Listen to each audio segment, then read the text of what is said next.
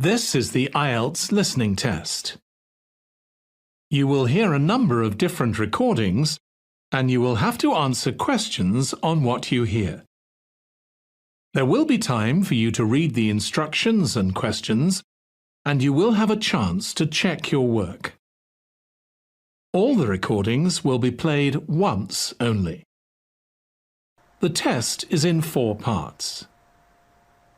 At the end of the test, you will be given 10 minutes to transfer your answers to the answer sheet.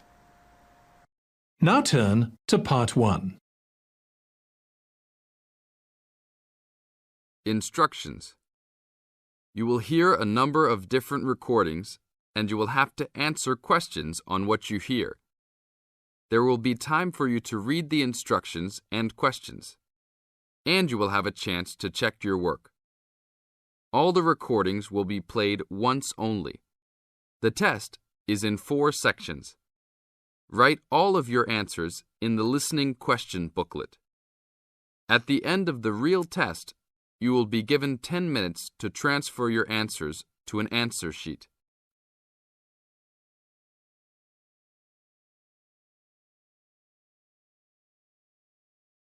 You are going to hear a conversation which happened in a travel agency. First, you have some time to look at questions 1 to 5.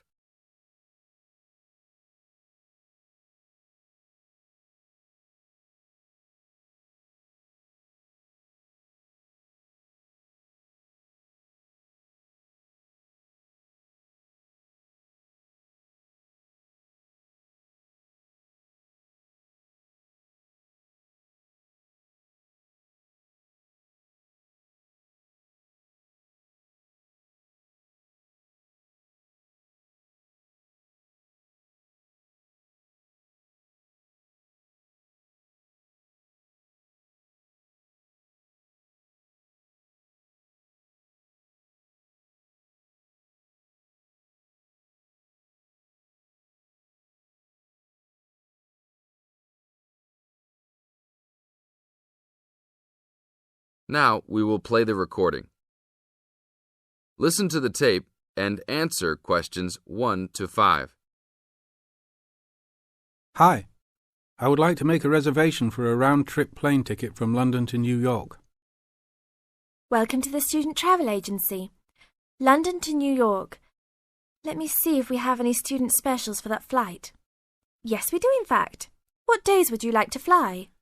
I am looking for a flight around the 10th of October or so. And how about your return date? Ideally, the 31st of October. Let me check our computers to see if these dates are available.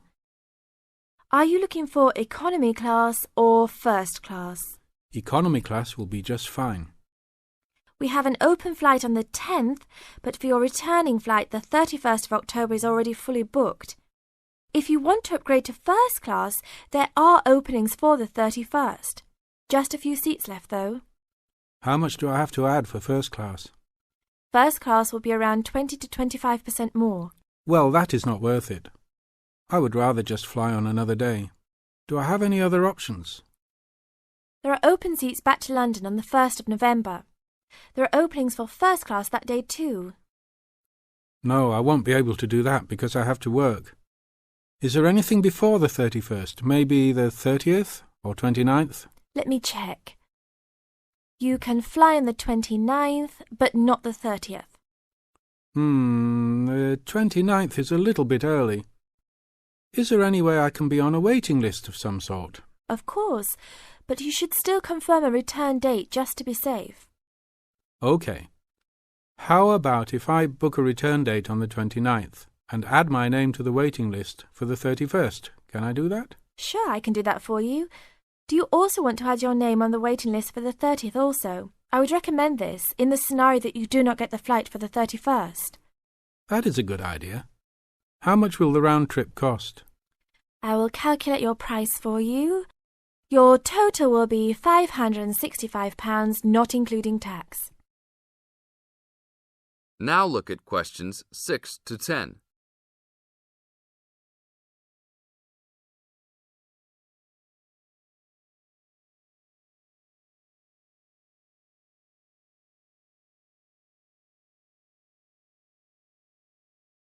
Now listen to the tape and answer questions 6 to 10.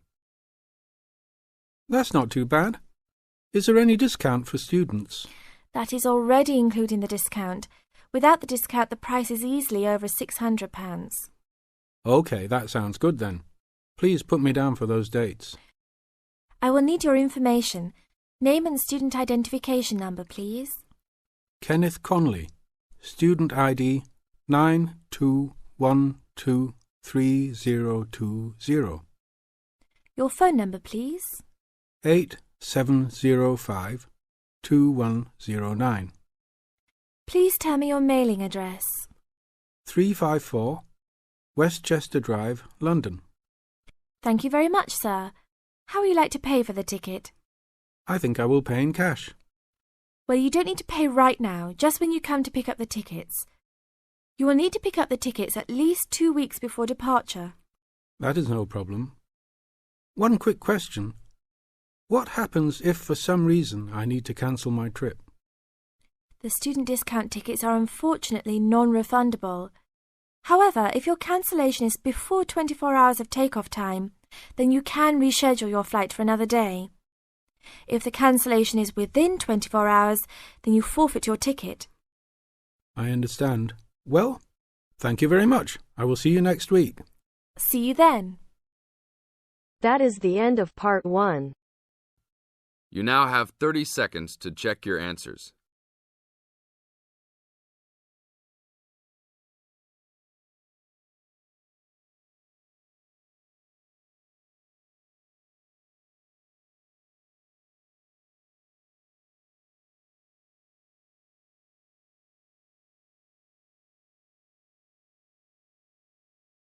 Now turns to part 2.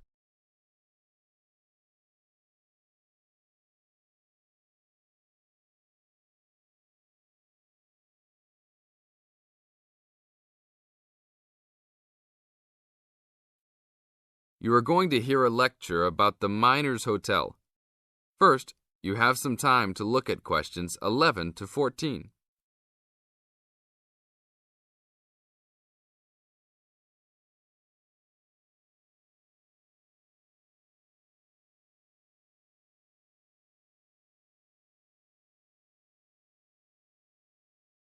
Now listen to the tape and answer questions 11 to 14.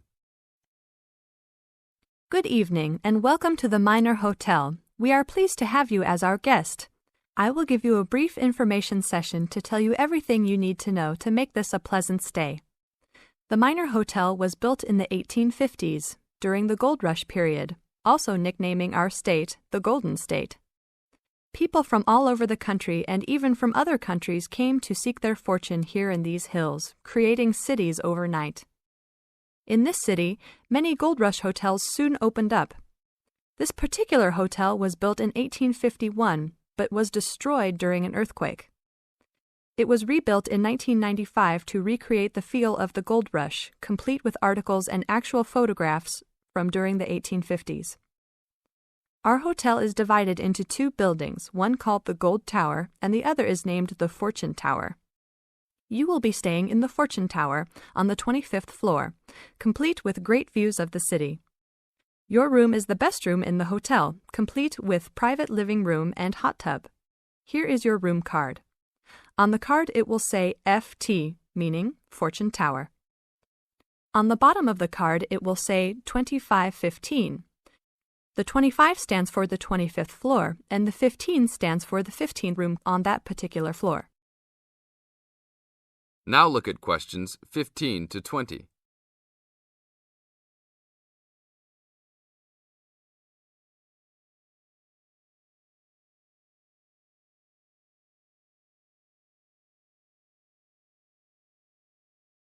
Now listen to the tape and answer questions 15 to 20. There are emergency exits in both towers of the hotel. They are located on the south side, opposite the elevators. Please use these in case of a fire or other emergency. We have some special events happening this week.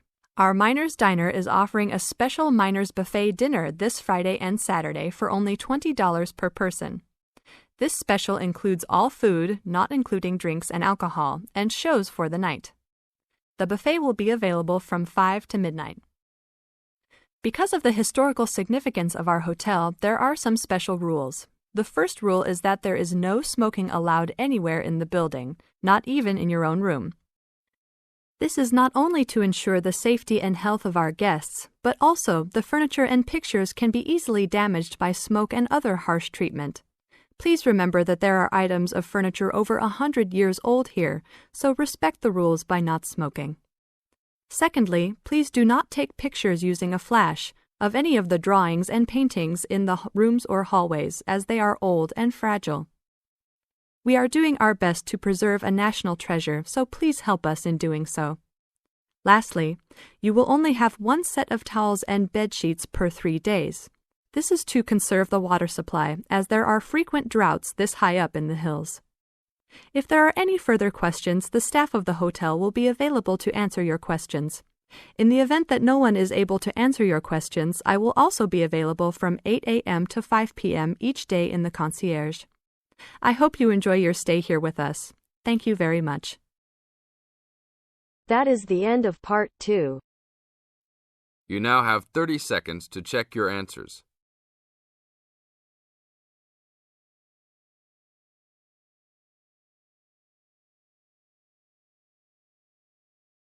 Now turns to part 3.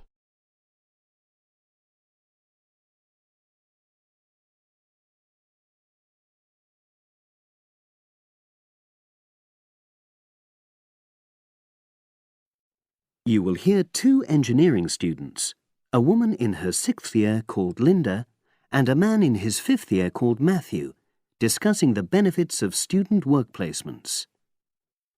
Before you listen, you have some time to look at questions 21 to 26.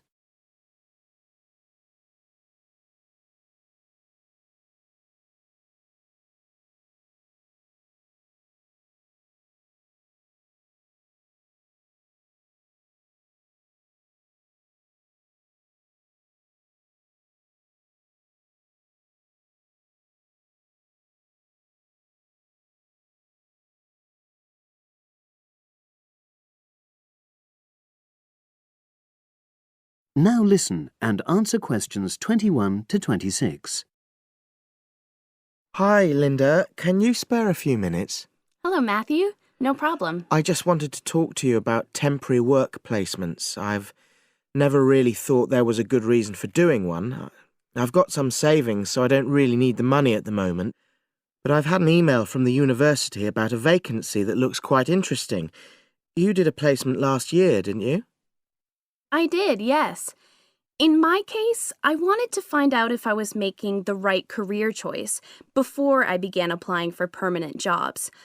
I thought I wanted to work in car manufacturing, but I wasn't sure, so I applied to Toyota. What was the application process like?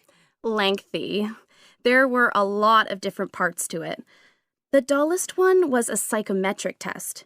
You know, when you have to answer loads of questions about yourself. And you're trying to guess what's the best thing to say. Yes. Then there was an activity that we did in groups, which I found really fascinating. Engineers are renowned for being a bit unsociable, but I thought we made a great team. And we had an individual task too. We had to sort through various business documents and prioritize them. It was just like what you have to do as a student, really, just with different content. What exactly were you doing on the placement? I was helping to design some diagnostic software to identify any waste in the car assembly process. Do you mean waste of materials? No, time. Anything that can speed the process up helps to cut costs. How did the work placement compare to being a student? Was it hard work? Yes, it was. I'd had full-time work before. I've done various unskilled jobs during university holidays, and some of those involve long hours. So I thought I'd find it easy. I was wrong, though. I think when you're on placement, you're always trying to prove yourself. So you push yourself hard to succeed? Yes. But I got a lot of support from my employers. They were always helpful. And then, at the end of the placement, I was given formal feedback. Do you mean on your engineering ability? Well, no, I didn't really need that because we had team meetings every other day. And so I had the chance to discuss technical issues and ask about anything that wasn't clear. The evaluation was about general workplace things, like organizational ability, initiative, that sort of thing. I get the impression you think you benefited from the placement. Well, the best thing is that they've offered me a job for next year. Depending on my exam results, of course, but still. A permanent one? Yes. But apart from that, I learned so much. The industrial environment was much more demanding than the academic one, so my general skills improved, like time management, meeting deadlines. And on the technical side, I learned new software packages, like MS Project. Well, I think you've convinced me that work placements are worthwhile, but while you're here, can you give me advice on something else? Before you hear the rest of the conversation, you have some time to look at questions 27 to 30.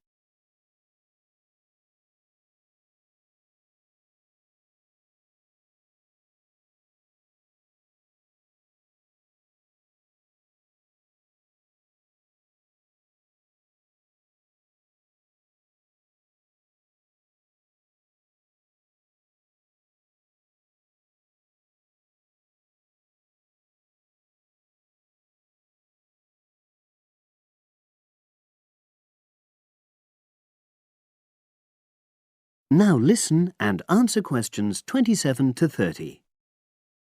I'm about to make a start on the engineering materials module, and I've got a book list here. Can you have a quick look and tell me what you would recommend? That's if you can remember. Let's see. I do remember some of them. Yes, this one, The Science of Materials. I found the subject quite hard generally, but this book is very accessible, so it suited me. It doesn't cover everything, though. What about this one then? Materials engineering. Oh, yes. I do remember that. But it's a bit out of date now, isn't it? Unless it's a new edition. I don't think so. But what I liked about it were the pictures.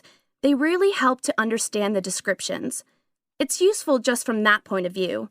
Let's see, what else? Oh, yes, that one there, Engineering Basics. I think out of all these, that's got the widest coverage. But I've looked at the contents page and it hardly mentions nanotechnology. Yes, you're right. The evolution of materials does, though. It's a recent publication, so it covers all the latest developments. It's a bit thin on the 1960s, though, and that decade was quite important. Well, it sounds as if they all complement each other in some ways. I don't suppose you can lend me... That is the end of part 3. You now have half a minute to check your answers.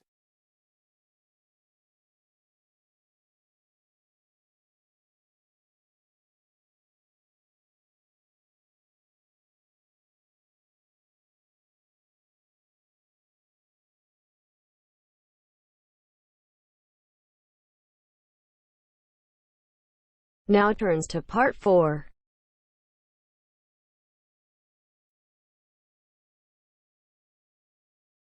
You'll hear an introduction about the tutorial courses of the physics school.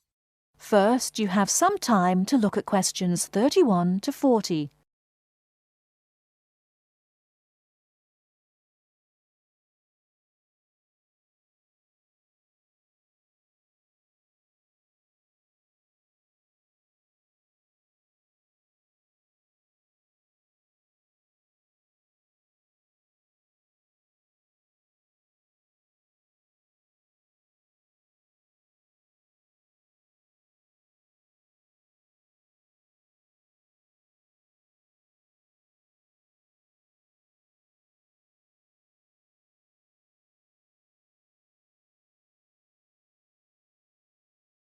Now listen carefully and answer questions 31 to 40.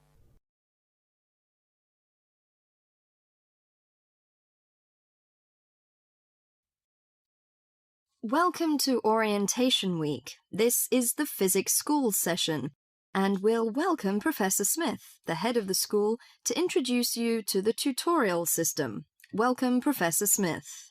Thank you. You may have noticed life at university is totally different from that of school.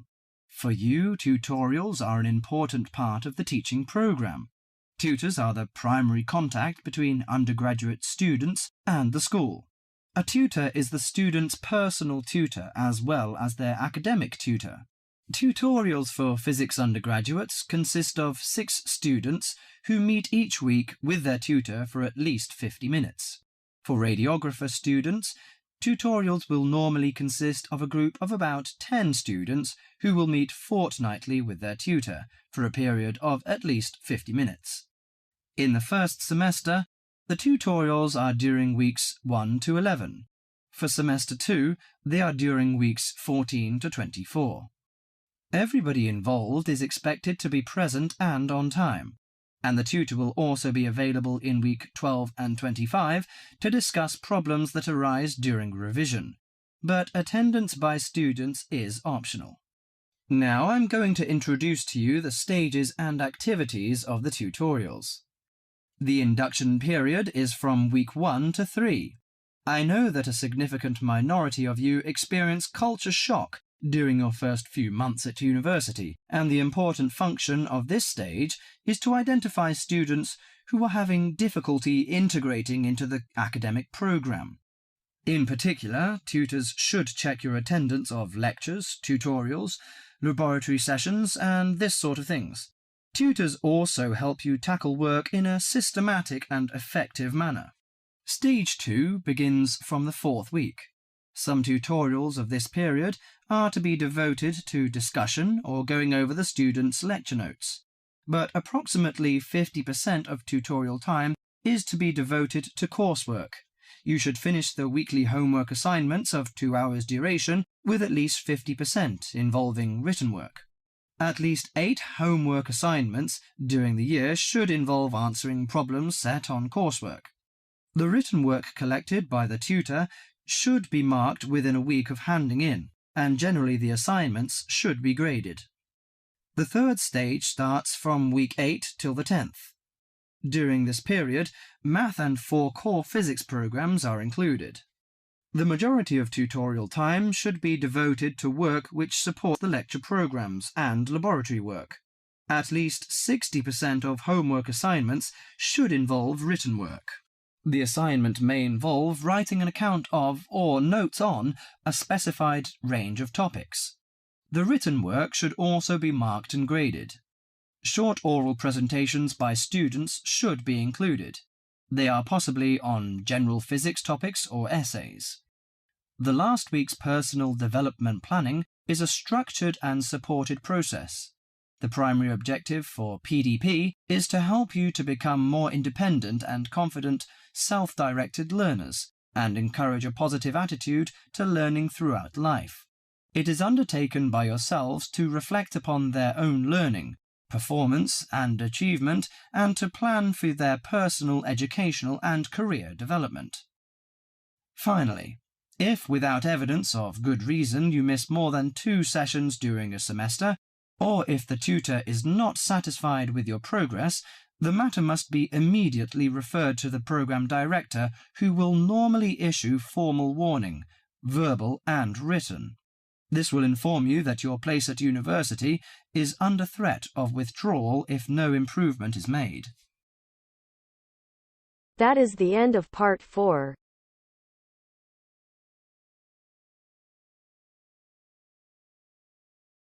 You now have half a minute to check your answers.